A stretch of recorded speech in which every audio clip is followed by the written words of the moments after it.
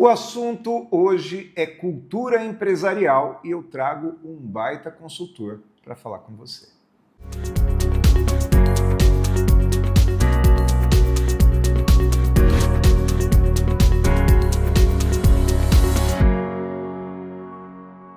Programa Café Corporativo. Um oferecimento Polix, Sistemas de Segurança. Fique tranquilo, conte com a Polix. Grupo Ethics, a primeira empresa do estado de São Paulo a conseguir o certificado de regularidade em segurança. Novo Conceito Consultoria, seu patrimônio, nossa missão. Café Corporativo, aqui no canal 25, hoje falando a respeito de cultura empresarial e muitas pessoas nem têm ideia da importância que esse assunto tem no dia a dia do seu trabalho, da sua carreira ou dos resultados que a sua empresa oferece. E para isso eu trago aqui o Fabian, que é meu amigo já há bastante tempo, né, Fabian? Seja bem-vindo. Obrigado. É uma honra, um prazer estar aqui contigo. Fabian, então me conta uma coisa, o que é cultura empresarial? Me fala mais a respeito desse termo, desse assunto. Vamos lá, Aguinaldo. Cultura empresarial é o desenvolvimento profissional que se desenvolve ou que as pessoas desenvolvem para o exercício das atividades, funções e responsabilidades, além da cultura que é divulgada normalmente pelos dirigentes superiores, né, daquilo que eles gostariam que a empresa desenvolvesse enquanto atividades profissionais, enquanto resultados, enquanto produtividade dentro do ambiente corporativo. Tem a ver com a forma com que as coisas são feitas empiricamente dentro da empresa. Sim, exatamente. As pessoas normalmente se acomodam, né, e acabam não produzindo aquilo que é a expectativa ou não tem a devida visão do quanto ela poderia produzir para contribuir mais com o crescimento tanto profissional dela e reconhecimento, consequentemente, e colaborar com o desenvolvimento da empresa em si. Cultura organizacional, ela é determinada pela empresa ou pela liderança de cada setor? Pela empresa e pela liderança de cada setor. Mas elas não podem ser conflitantes? Podem sim ser conflitantes. E aí você entra numa zona de choque, né? Normalmente isso não acaba bem. Se você, enquanto líder, acaba desviando daquilo que é uma cultura que se espera da chefia superior, ou a chefia superior acaba aceitando porque você convenceu que aquilo é um bom caminho e pode trazer resultados, ou o seu caminho vai ser o caminho da dispensa. Não é aconselhável você desenvolver conflito fugindo daquilo que é a cultura esperada, normalmente colocada ou difundida pelos dirigentes superiores da própria empresa. É muito comum a gente chegar numa empresa como consultor, como prestador de serviços, e as pessoas dizerem para a gente, isso sempre foi feito assim por aqui. E muitas vezes aquele sempre assim não tem tido o mesmo resultado que tinha antes. É difícil mudar uma cultura organizacional? É muito difícil. É difícil mudar a cultura e dói mudar a cultura. Essa frase que você acabou de usar, dizendo que isso sempre foi feito assim, eu já ouvi inúmeras vezes, porque é cômodo. As pessoas usam e não querem mudar, porque se propuserem a mudar, vai gerar um trabalho, vai gerar, querendo ou não, um desgaste, porque você vai ter que desenvolver um conhecimento para mostrar o resultado que uma mudança pode trazer. Né? Então, essa mudança de cultura, ela dói também em função da pessoa ter uma memória afetiva com o passado. Quer dizer, ela já deu resultados em algum momento e hoje ela é impactada por uma nova ação. Ela falava, precisamos voltar aos nossos princípios, só que os nossos princípios talvez estejam numa outra época, né? Então, essa mudança de cultura tem a ver com modernização? Tem tudo a ver com modernização. Acho que todo bom profissional deve acompanhar o desenvolvimento do mercado e aquilo que se propõe ou aquilo que já está sendo difundido como inovador. Tecnologias inovadoras, ferramentas inovadoras, né, e outras coisas que contribuem para um trabalho mais assertivo, para um resultado melhor, com você tendo ferramentas que você possa usar para auxiliar e, às vezes, muito mais maximizar o tempo, o uso e a própria equipe. Muito bom. Fabiano, a gente ouve muito aquela história da cultura japonesa, a cultura americana, a cultura chinesa. Essa questão da origem faz a diferença? Faz. As culturas de outros países ou aquilo que se espera, né, de uma empresa japonesa, de uma chinesa ou de uma americana é completamente diferente daquilo que é a cultura brasileira, né? Chineses, japoneses, coreanos, eles têm uma assiduidade e um afinco ao trabalho superior a 10, 12 horas e isso é normal para o profissional que tem essa origem. Brasileiros que queiram trabalhar com estas empresas têm que se adequar. Não que, consequentemente, por estarem no Brasil, eles obedecem à legislação brasileira, mas o que eles exigem é o resultado realmente de muita efetividade. Você tem que demonstrar o resultado. Isso não quer dizer que não é bom trabalhar nessas empresas. Não, é bom, mas a pessoa tem que estar preparada e disposta para isso. Você tem o seu devido valor. Você pode ter seu reconhecimento, mas não no estilo de desenvolvimento do profissional brasileiro. Muito bom. Tem que ter a maturidade necessária e tem que ter o espírito de querer entregar algo que vai fazer diferença, que vai torná-lo diferente, que vai ser um potencial de reconhecimento para o próprio profissional. Muito bom. Fabiano, vamos fazer um intervalinho. Sim. Depois do intervalo eu quero falar a respeito de cultura de empresa familiar, de pequenas empresas e principalmente sobre por onde começa a mudança. Ok?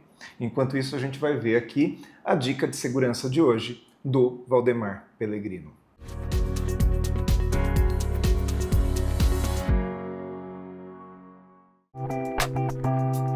Saudações, pessoal! A dica de segurança de hoje são os cuidados ao deixar seu veículo com valet em restaurantes. Atualmente, o serviço de valet é a prática usada por todos os estabelecimentos de alimentação e entretenimento. O cliente entrega seu veículo ao manobrista na boa intenção, sem se preocupar aonde esse veículo será estacionado. Ao pedir o veículo de volta, percebe que demora um pouco demais para chegar, porém, lhe é entregue o carro intacto. Alguns meses depois, multas aparecem exatamente naquele local. Infração de estacionamento em local proibido, vaga de idoso sem utilização do cartão probatório ou transitar na contramão. Volta ao restaurante pedindo responsabilização do caso e recebe como resposta que se trata de um serviço terceirizado. Nossas dicas de segurança para esse caso são: ao entregar o veículo ao manobrista, peça detalhes de onde ficará esse veículo estacionado. Já avise o manobrista que não gostaria de ter seu carro estacionado em via pública. Guarde mentalmente ou fotografe com o celular a quilometragem do carro quando você entregou esse veículo ao manobrista. E ao retornar, cheque quantos quilômetros foram rodados com ele. O mais importante é guardar por 6 meses o comprovante do valet para possíveis ressarcimentos e ou ação judiciais. Eu sou Valdemar Pellegrino Júnior, CEO do Grupo Ethics e guie-se por nossa estrela. Grupo Ethics, há mais de 20 anos no mercado de vigilância patrimonial, facilities e limpeza. Certificada pelo Ministério da Justiça, sempre investindo em tecnologia e constante treinamento aos nossos colaboradores. Conseguimos a excelência em prestação de serviços para os mais diversos segmentos de clientes nas áreas de vigilância, facilities, limpeza. Grupo Ethics, guie-se por nossa estrela.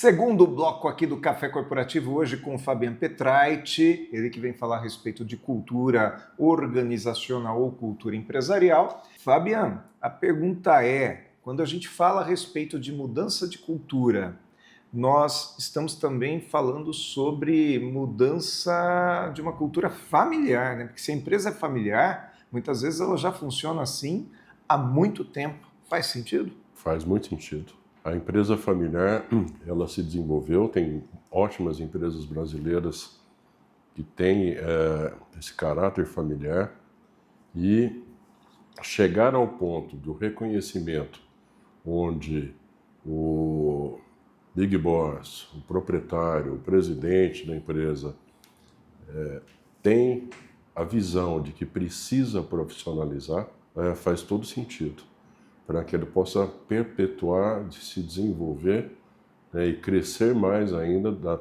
até onde chegou. Os dirigentes, os proprietários, os presidentes de empresas familiares têm que começar a pensar num lado mais estratégico, pensando em criar um conselho de administração e compor a presidência do conselho de administração e trazer para o seu redor profissionais competentes, que ele possa delegar e cobrar resultados. Aí você está falando de profissionalização, a governança corporativa. Entra na questão de governança corporativa e profissionalização, mudando o patamar, onde você tira o Big Boss, o dono, o proprietário, o presidente da empresa, e transforma ele num patamar de presidente de conselho de administração, e o conselho de administração é regido por ele, e o conselho de administração é que estipulam metas, regras, normas, né, e acompanha e avalia os resultados. O problema é que muito empresário de empresa familiar, ele criou,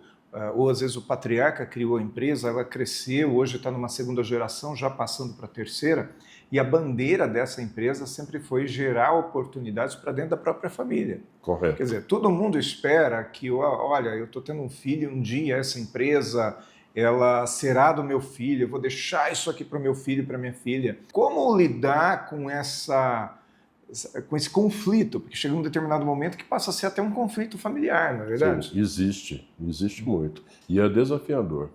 Não digo nem que é complicado, é desafiador, porque normalmente são profissionais que têm desenvolvimento de uma carreira de um único emprego.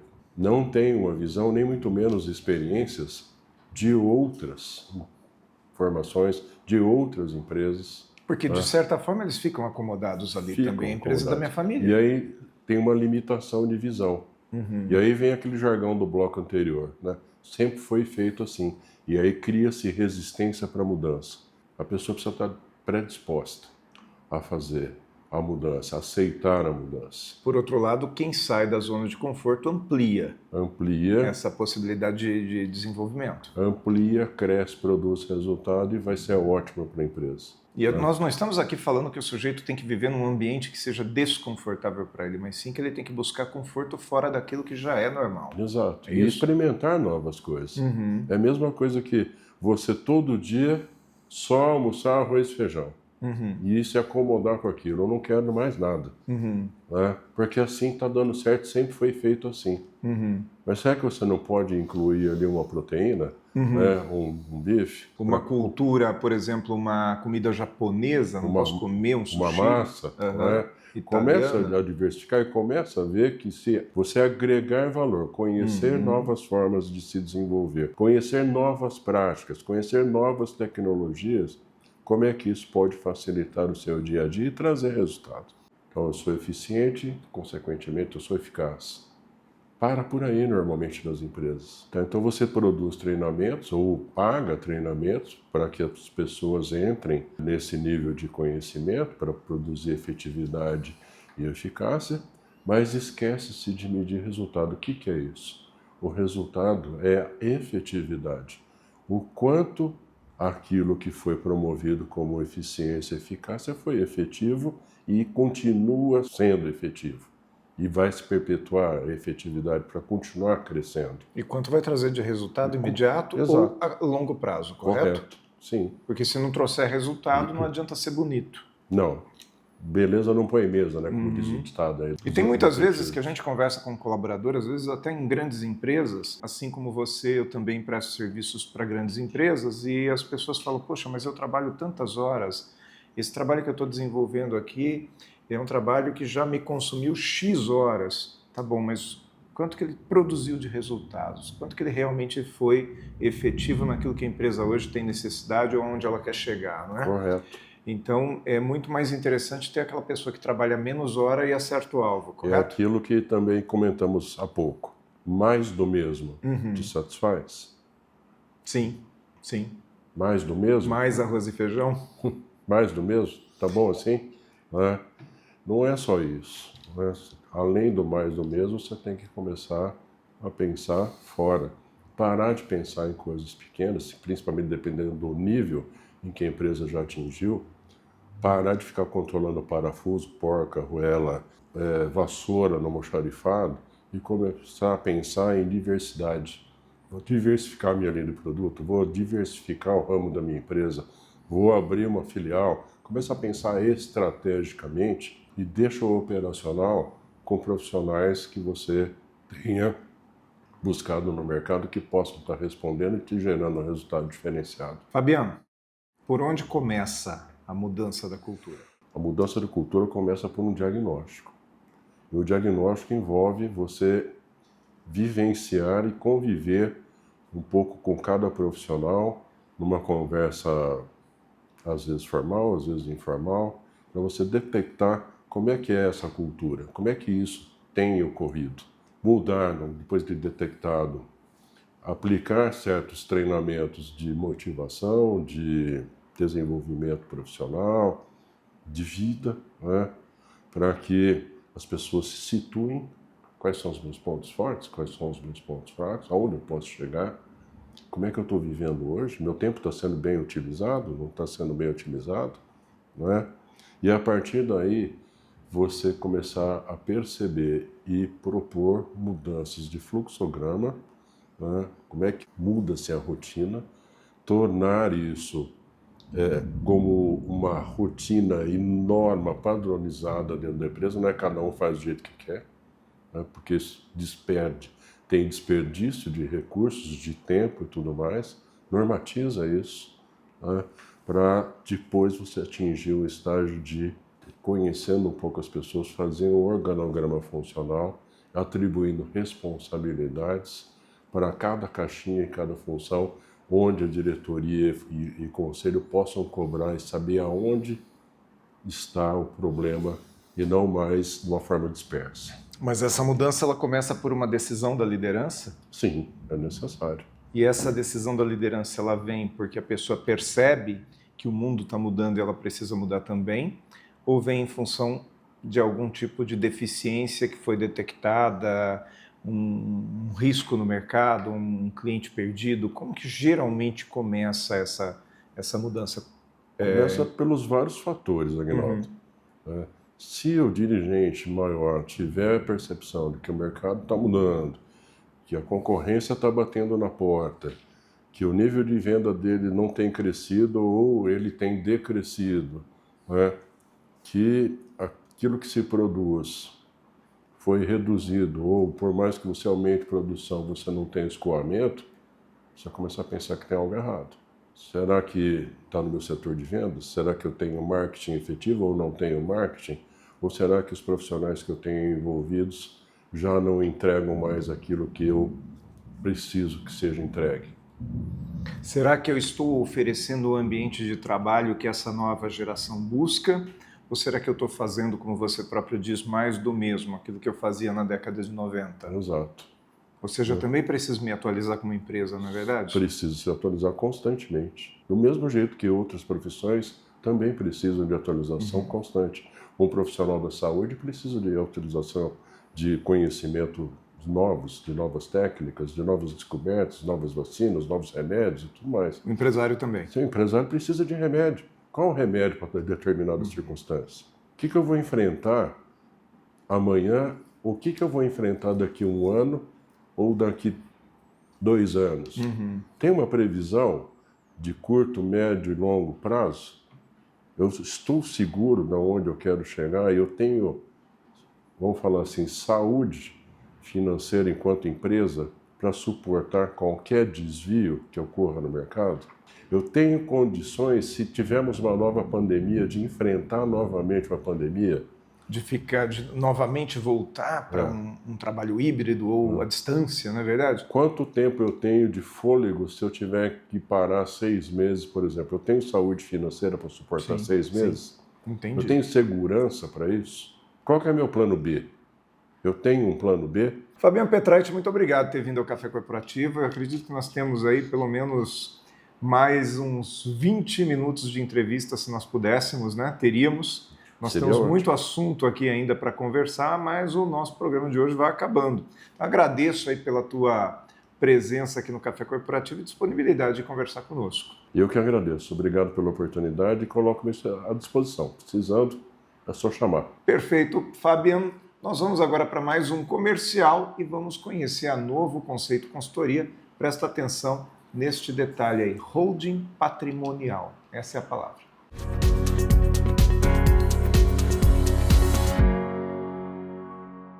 E se eu te dissesse que seu patrimônio pode estar em risco e que você pode estar pagando mais impostos do que deveria e não está se preocupando com o futuro da sua empresa e família? Com o método exclusivo NC3S, organizamos seu patrimônio com solidez, segurança e planejamos a sucessão. Com ele você reduz impostos, protege seus bens e garante uma sucessão tranquila. Entre em contato com a Novo Conceito Consultoria e transforme desafios em soluções. Novo Conceito Consultoria. Seu patrimônio, nossa missão.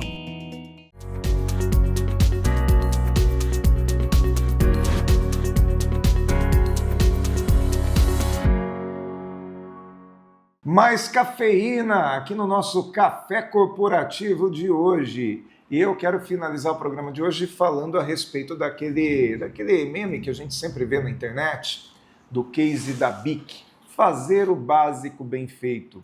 E muitas vezes as pessoas colocam 3 canetas BIC, uma do lado da outra na foto, uma datada de 1955, a outra de 1985 e a terceira em 2015. E dizem, basta fazer o básico bem feito, a BIC não mudou, mas ela faz o básico bem feito e permanece no mercado.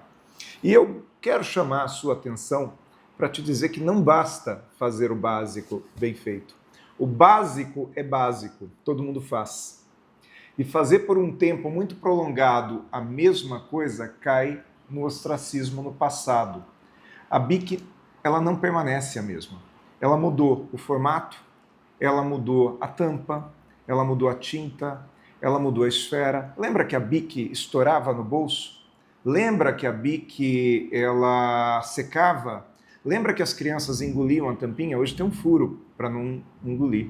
Mas não é só isso que mudou na BIC, não. Ela continua vendendo canetas. Mas será que a gente escreve tanto com caneta quanto escrevia no passado? Obviamente que não. Com a era da informatização, hoje, muita gente pouco usa caneta. A gente nem sabe onde estão as nossas canetas, nem sabe onde elas estão. Então, na realidade, a BIC diversificou produtos. E isso foi uma coisa que o Fábio falou na entrevista dele, a importância de você diversificar. Hoje a BIC fabrica isqueiro, fabrica material escolar, lâmina de barbear, ou seja, é uma empresa que ela ampliou o seu leque de atuação com outros departamentos.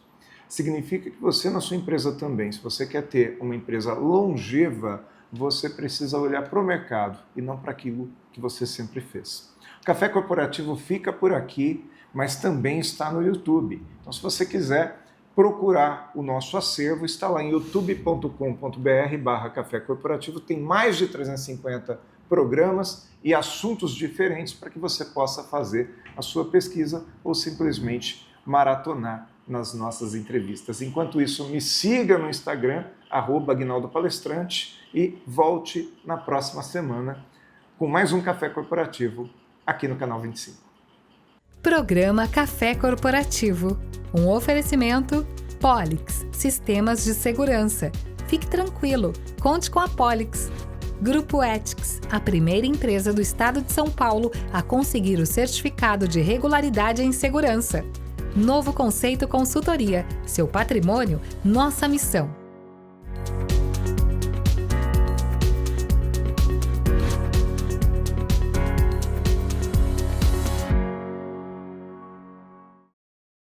você pensa quando falamos em segurança para você e sua família?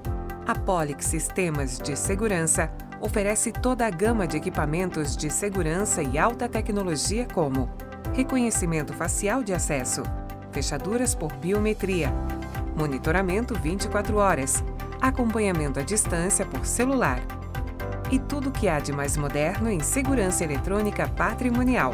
Fique tranquilo, conte com a Polix.